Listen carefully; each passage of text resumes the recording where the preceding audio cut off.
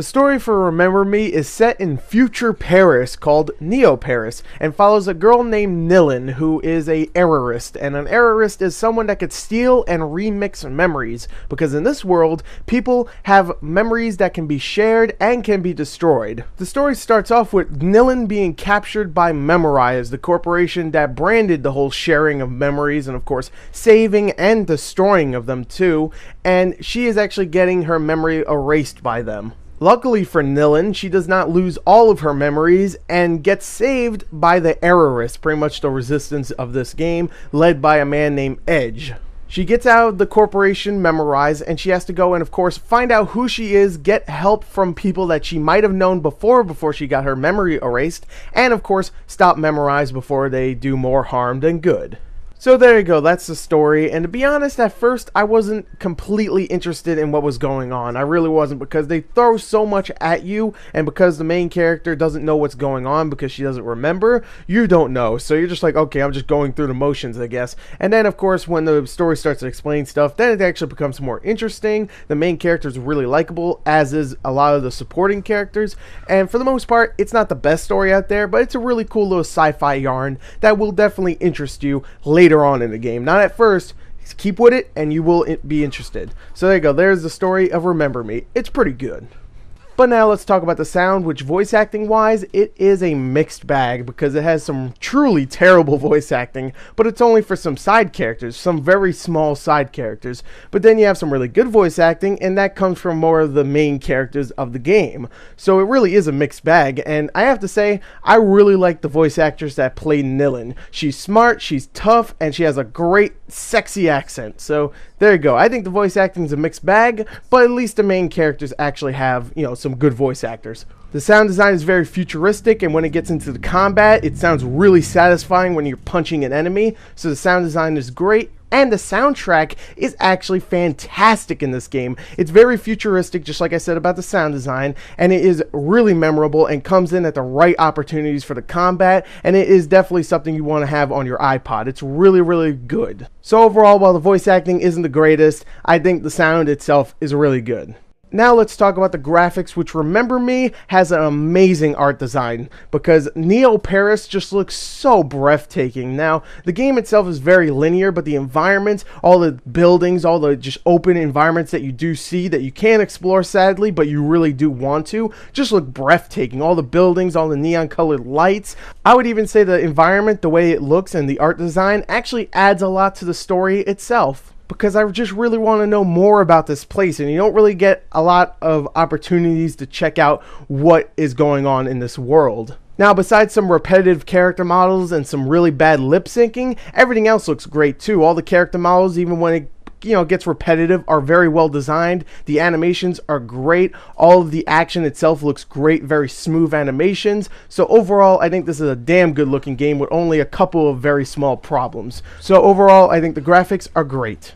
But now let's talk about the gameplay for Remember Me, which is a very linear beat-em-up style game that is in the vein of something like Batman Arkham Asylum, seeing that it does have that free flow combat system that of course Batman has.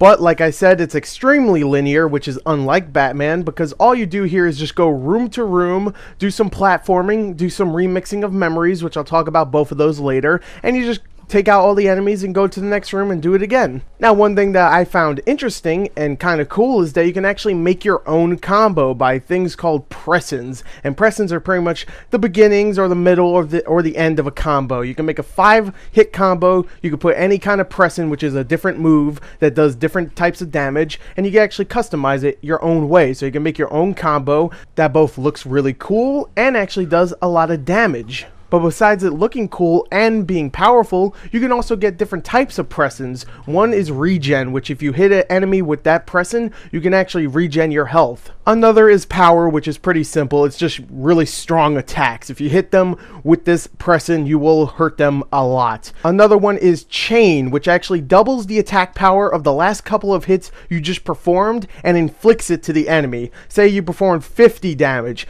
Now you'll actually perform 100. So altogether, when the combo's done, you would have performed 150 damage. Now, the last present you have, if you perform it, cools down your S present energy. Now, what the hell is an S present? An S present, of course, is a special present.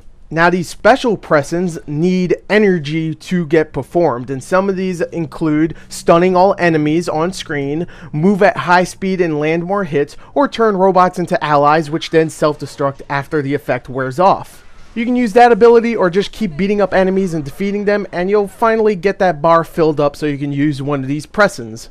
Adding all this to the free flow kind of combat is actually really cool, especially since you can make your own combos. Now, I'm going to tell you straight up, the combat itself is pretty generic. It's actually kind of repetitive. You don't get that feeling that Batman has whenever you knock out an enemy and it goes slow motion. You see the enemy fly back and hit something. It doesn't feel as powerful. Not saying it doesn't feel good. It does feel pretty decent at times, but because you don't feel that power, it does get a little bit too repetitive, especially since all you're doing really is just attacking and beating up enemies. Now, there is a couple other things. Like I said, there's platforming, which there's plenty of. It's very Uncharted style. Nothing amazing, but it's pretty good for the most part. Nothing else to really talk about.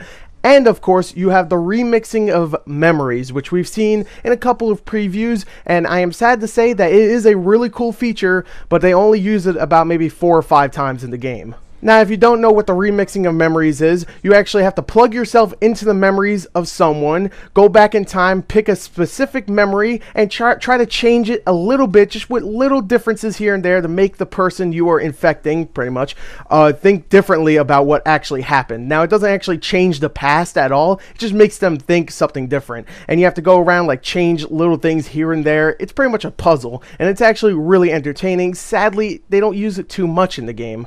And besides all this, the gameplay just doesn't have too much variety. The game itself looks great, the story gets really interesting later on, the main character is really likable, and the combat itself can be fun, but then it can get extremely repetitive, especially since there's not too much variety, like I said. So, you know what, I'm just gonna say this. Overall, Remember Me is a fun game, definitely rent it, but do not buy it until it's like maybe $30, maybe even $40, because it's not worth $60, because it does get repetitive, and remixing, while really cool, isn't really there too much, which is sad. So overall, there you go. There's my review for Remember Me. Definitely a good game, but just not great.